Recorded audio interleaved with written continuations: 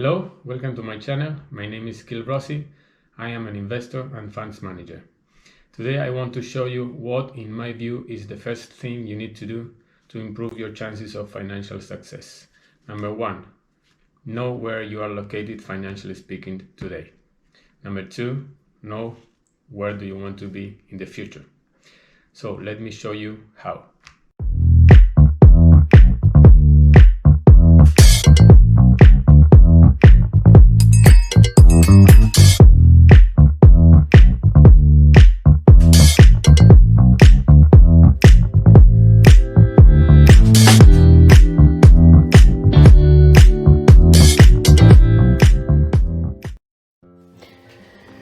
So if I ask you whether you are in a good or in a bad financial position, you normally think first, what's your income?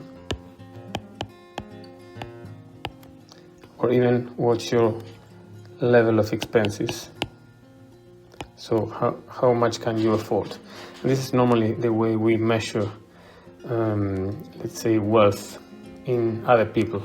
We think that because they have a high level of income or because they have a very expensive car, a very expensive house, they are rich people. But really, I'm going to show you which are the two variables that you need to know to assess your financial position. So we're going to make this graph here, and we're going to have our financial position in this point, which is A. So this point is only defined by these two variables. This one here is going to be our net worth, and this one here is going to be our level of expenses per year. These are the only two variables we need. Let's define these variables. Expenses per year, all your living expenses for the past 12 months. Include your home mortgage costs, your credit card, your car loan, everything that's related to living. Secondly, net worth is all your assets, productive ones, less your debts. And in debt include all. It's not important whether you have a high income or low income, because what's really important is the level of savings that you have and what can you do with those savings, and also how long can you have a level of savings and put them to work into investments. So you know that the more time you have, the more you make that money work, and the compounding of interest is an exponential curve. So let's see this position here compared to our current position, B. This person here with the position B has a high level of expenses, so we may think that that person is very wealthy. It's same level of wealth that we have. So in order to be in a position that you can live from your investments, you need to have the opposite to this person. You need to be in this position here, let's call it C, with a high level of net worth and a low level of expenses. So you may think that this person with a low level of expenses is not that wealthy, but the truth is that this person is financially free, or at least financially freer than this person here, and also than you here. So if you see here, every point here has a level of expenses and a level of net worth. So these two variables. So we can combine these two variables and make a factor of net worth to expenses, and we will get a number. So each point here has one number, and we can define your financial situation by that number. So let's assume that, to give you an example, this person has a $50,000 of expenses and it has $250,000 in net worth. So the factor of this person is going to be 250 divided by 50. That means 5, which means to say this person has 5 times in net worth what the person expends per year. So there are many points with this factor 5. So many people in different positions financially can have the same factor. Like this one here, for example, can have, let's say, $500,000 and spends $100,000.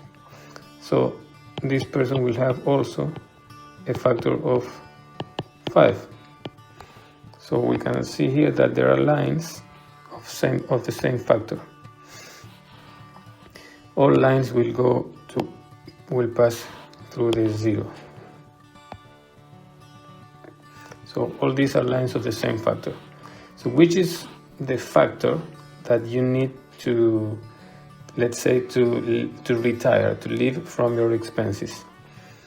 Well, there's a difference in the way each of us invest, so it will be on a case-by-case basis. But as a general rule, if you're in a line with a factor of 25 or greater, so this line here, the green one, or even this one here, which could be a factor of 50.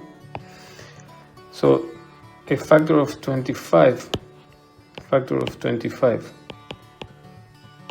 or greater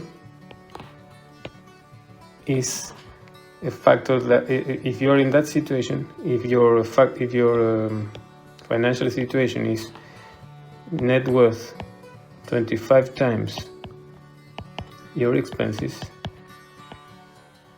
we can say that you are in a position to retire, to live from the income of your investments. So if you're in position A here, you want to aim somehow to get to a line in the future close to a factor of 25. You can get different ways here. You can get faster, let's say, by decreasing your expenses and not increasing your net worth that much, or not sacrificing that much your expenses, or even not sacrificing your expenses at all, and increasing your net worth substantially more. So you will need more time to get to these different places in the same line with factor 25. So it's up to you. You can make the choice, and it's also dependent on how much sacrifice you are willing to make, and how many years you want you have ahead to reach your financial goal. So why 25? So this is the way I come with a 25. So if we have a net worth that we are investing at a return on investment, any level of return on investment percentage per year, we get an amount per year as dividends or a return. So if we want this amount to be equal to our expenses per year,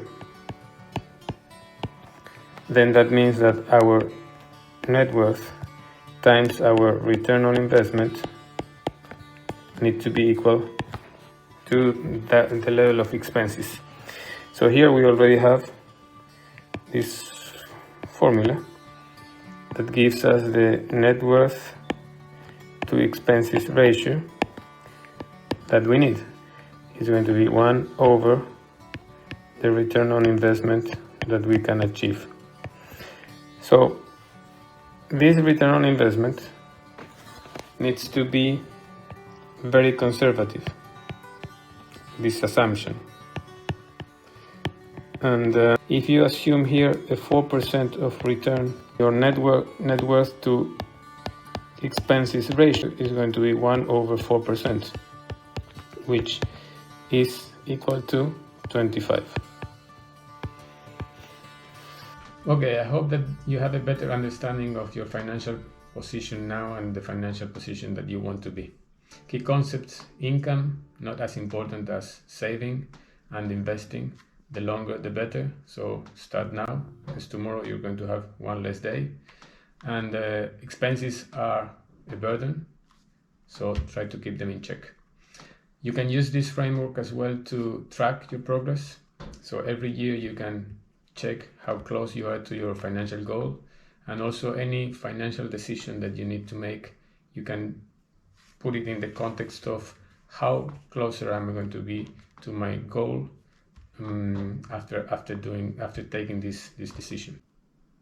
If you like the video, give it a like and subscribe, because in the next video I'm going to show you a spreadsheet. I'm going to share it with you, where you can play with all these figures and see really what do you need to do to get to your financial goal in hard figures.